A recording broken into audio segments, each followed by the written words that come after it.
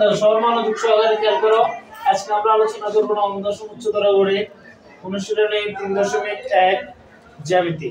এই অধ্যায়ের অনুশীলনের 7 এর অঙ্কটা সমাধান করার চেষ্টা করব। তোমরা সবাই মনোযোগ সহকারে খেয়াল করবে। এখানে কি বলছে, ত্রিভুজ এবিসি এর মধ্যমাত্রা জি বিন্দুতে মিলিত হলে প্রমাণ করো যে ab square plus bc square plus c square equal to 3 into g square plus gb square plus gc square। এটা প্রমাণ করতে হবে। এখন আগে তোমাদের এই যে মধ্যমাটা কি সেটা আমি বলবো। আগে এই বর্ণনা অনুসারে চিত্রটা অঙ্কন করতে হবে সঠিকভাবে। এর কি ত্রিভুজটা কি তার মানে কি করতে হবে, এই যে abc একটা ত্রিভুজ আমরা এই পাশে অঙ্কন করে নিই। এই ABC একটা ত্রিভুজ। এরপর হচ্ছে মধ্যমাত্রা, এই যে এই কথাটা মধ্যমাটা কি এটা আমি তোমাদেরকে আগেও অনেকবার বলছি, তাই না? অর্থাৎ একটা বাহু মনে করো BC বাহুর উপর আমরা মধ্যমান করব, তাহলে BC বাহুর মধ্যবিন্দুটা কি করতে হবে, সিলেক্ট করতে হবে। তো এটা দিলাম 2, কি দিলাম, এই মধ্যবিন্দু থেকে তার বিপরীত শীর্ষ কি না, এটা কি করতে হবে, এটা রেখা টানতে হবে। তাহলে এডি হচ্ছে কি মধ্যমা, কোন বাহুর উপর, BC। অর্থাৎ কোন বাহুর মধ্যবিন্দু থেকে তার বিপরীত শীর্ষের সংযোজক রেখাংশই হচ্ছে কি মধ্যমা। ওকে, ঠিক একইভাবে AC এর উপর কি করতে হবে, মধ্যমা অঙ্কন করতে। তাহলে মধ্যমা অঙ্কন করলে কি করব বলতো, এটা ঠিক মধ্যবিন্দুটা সিলেক্ট করব, এটা দেব কি E। এই যে এটা বিপরীত শীর্ষটা কি B থেকে এই যে ইতে একটা কি করতে, এটা সংযোগ করে দিতে হবে। এই দুটো বিন্দু কি করে দিব, সংযোগ। আচ্ছা এখানে হচ্ছে B মধ্যমা AC বাহুর উপর। এরপর আসো AB বাহুর উপর কি করতে হবে, মধ্যমা অঙ্কন করতে হবে। তার মধ্যবিন্দু অঙ্কন করলে এই যে দেখো এখানে দিলাম F, সেটা কি F। এবারে তার বিপরীত শীর্ষ কি C, তাহলে CF কি করে দিব, যোগ করে দিব। এটা হচ্ছে CF মধ্যমা AB বাহুর উপর। তো AB বাহুর উপর CF মধ্যমা, এটু ক্লিয়ার সবার? জি। ওকে, এবার বলছে এই যে এই দেখো মধ্যমা তিনটা একটা বিন্দুতে সেট করছে কিনা, জি। এটা কোন বলে, এটা বলছে যে বিন্দুতে মিলিত হয়, তার মানে এটা কি দিতে হবে, জি। এটু ক্লিয়ার? জি। এটাকে বলে বর্গকেন্দ্র, কি বলে বর্গকেন্দ্র। অর্থাৎ ত্রিভুজের মধ্যমাত্রা এই বিন্দুকে বর্গকেন্দ্র বলে। মধ্যমা তিনটা যে বিন্দু সেট করবে সেটা কি বলে বর্গকেন্দ্র। এবার আমাদের সঠিকভাবে চিত্র অঙ্কন করা শেষ। তাহলে তোমাদের দুটো দাগ, তিনটা দাগ থাকে আর কি। আমরা একটা না লিখলে হয়, অঙ্কটা না লিখলে হয়। এটা হচ্ছে বিশেষ নির্বাচন অঙ্কন, আর এটা হচ্ছে কি প্রমাণ। তো অঙ্কনটা আমাদের অত জরুরি নয়। এই কে দশম মেয়ে কে রে, নাই তাশিবা সুমাইয়া মুবাশশিরা, যাও এটা পরে যাইবো, পরে যান। এই বসো, এটা বুঝে যাও, ঠিক আছে? নাম বলছি তো মনে আছে তো, যাদের নাম বলছি তারা যাইতে পারে, খেয়াল করো। এবার আসো আমরা প্রমাণে চলে যাই। এখন প্রমাণ করতে হলে আমাদের একটা ত্রিভুজ বলছে আসো তাহলে যাও, নাম বলছে, নাম বললে তুমি বলে দিছি, বলছি না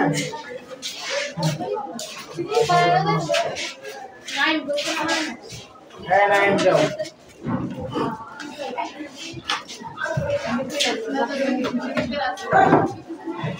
ঠিক আছে, খেয়াল করো, স্পিডটা নষ্ট হয়ে গেছে, অসুবিধা নেই, ঠিক আছে? দেখো এই যে প্রমাণটা করবো, এগুলো প্রমাণ করতে হলে আমাদের ত্রিভুজের বাহু এবং মধ্যমার একটা সম্পর্ক আছে না, ওইটা আমরা কি করতে হবে, ব্যবহার করতে।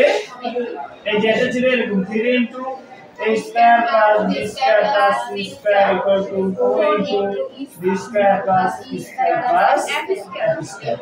এই জিনিসটা আমরা প্রয়োগ করব এখানে, ঠিক আছে? এখন এখানে হচ্ছে এবিসি হচ্ছে তিনটা বাহু আর ডিইএফ হচ্ছে তিনটা মধ্যমা। ওকে, তাহলে এখানে ত্রিভুজের আমরা প্রথমে লিখব এটা হচ্ছে ত্রিভুজের বাহু ও মধ্যমার সম্পর্ক, তাই না? আমরা লিখব ত্রিভুজের বাহু ও মধ্যমার সম্পর্ক হতে পাই, তাহলে আমাদের এটা সিস্টেমেটিক্যালি সর্ট হয়ে যাবে। এবং হ্যাঁ, ত্রিভুজের বাহু ও মধ্যমার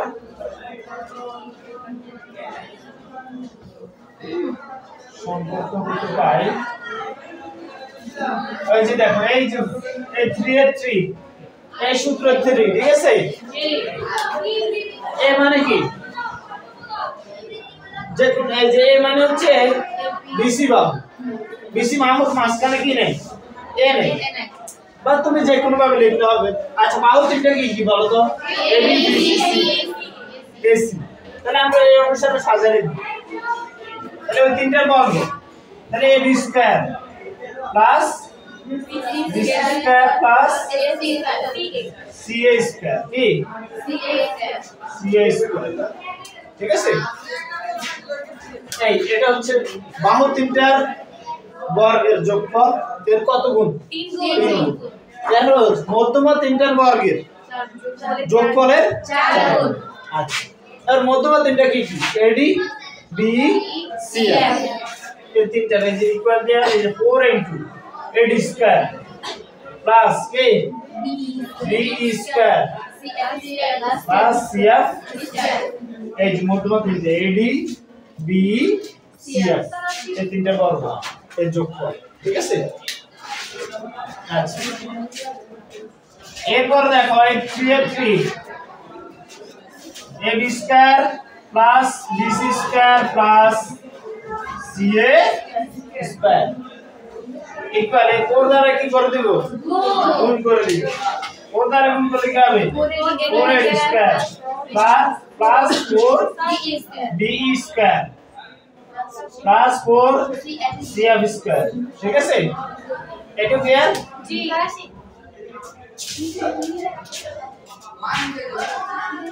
আসো,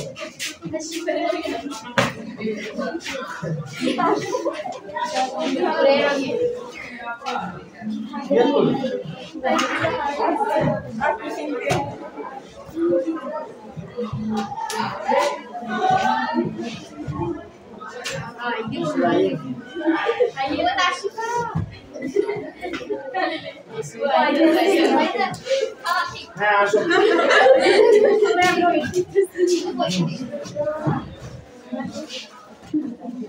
আচ্ছা, ফর্মুলা ঠিক আছে?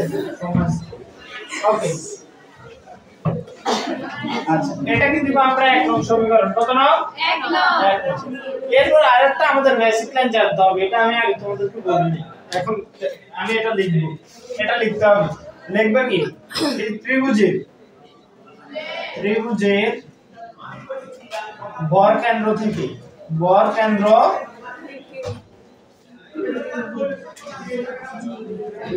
শীর্ষবিন্দু দূরত্বের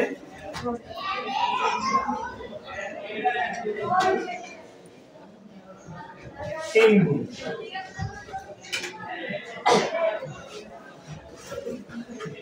ওই মধ্যমার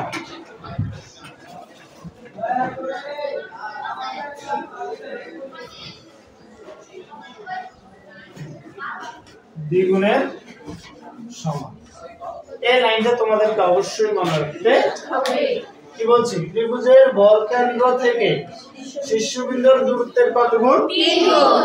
ওই মধ্যমার কত গুণের সমান? 3 গুণের সমান। এবার আসো, এবার আমরা প্রথমে এডি মধ্যমাটা নিয়ে কাজ করব। এখন আসো, এডি মধ্যমা এই দুটো ভাগ আছে না? জি। এজি জিডি, তাই না? জি। এখন এই লাইনটা কি হয়? এখান থেকে দেখো, তাহলে লিখবে এডি মধ্যমার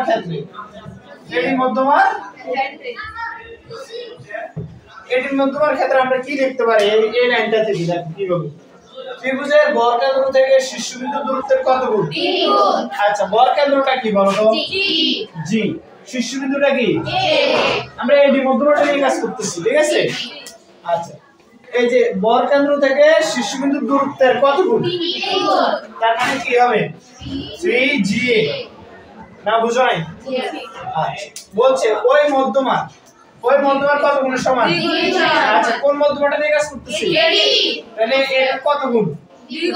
এই যে 2AD, এই যে AD এর সমান না, বুঝো নাই?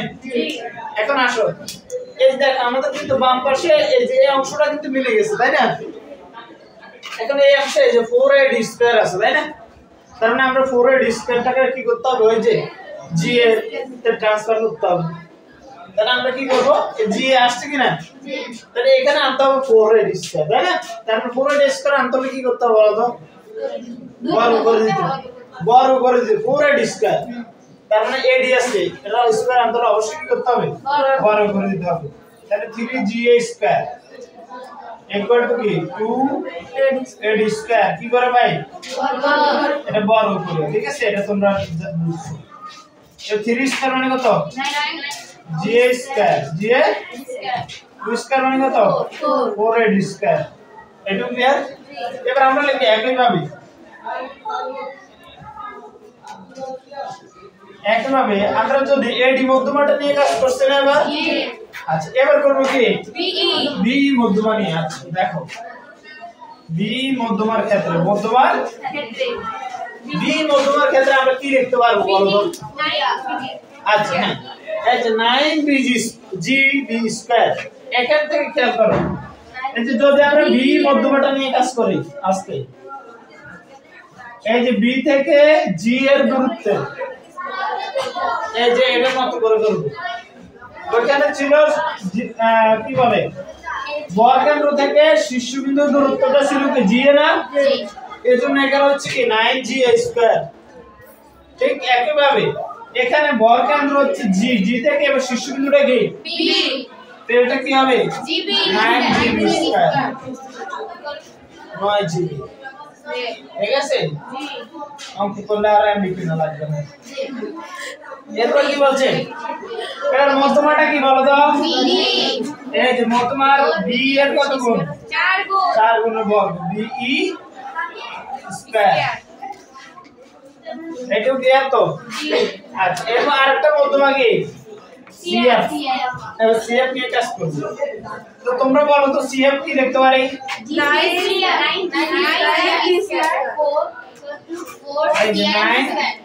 9GC square equal two 4CF square. এইটুকু ক্লিয়ার না? বেজাল আছে? এবার আমরা এর মানগুলো আমরা কি করে লিখব? এখন সমীকরণে বসাই লিখব, তাই না? আমাদের অঙ্ক হয়ে যাবে। দেখো এর মানগুলো এবার লিখব, মানগুলো 1 নংয়ে বসিয়ে, এবার এখন সমীকরণ বাম পক্ষে যা আছে তা, বাম পক্ষে কি আছে এটা লিখব।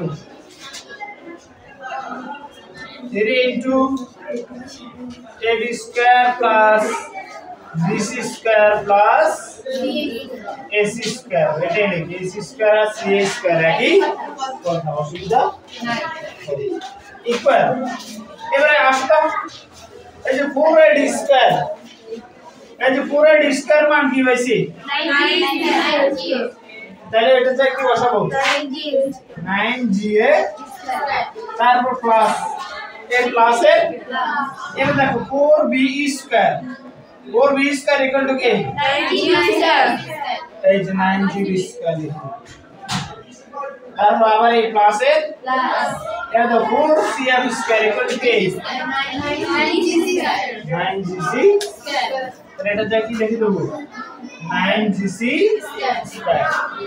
এবার আসে 3 এর 3 AB স্কয়ার প্লাস, বা আরো সহজ হয় কি, আরো দ্রুত হবে, একটা কাজ করে দিই, 3 দ্বারা ভাগ করে দিই। উপপক্ষ কি করে দেব? 3 দ্বারা ভাগ করে দিই। 3 দ্বারা ভাগ করলে 3টা কি যাবে? বাদ। AB square plus BC square plus, এইখানেও প্রত্যেকটা কি করে দিব? 3 দ্বারা ভাগ করে দিব। এই 9 কি 3 দ্বারা ভাগ করলে কত? 3GA স্কয়ার প্লাস আবার এটা কি 3 দ্বারা ভাগ করলে কত হবে? 3GB square, 3GB square plus এই 9 কি 3 দ্বারা ভাগ করলে 3GC স্কয়ার। এখানে লিখে দিবা 3 দ্বারা ভাগ।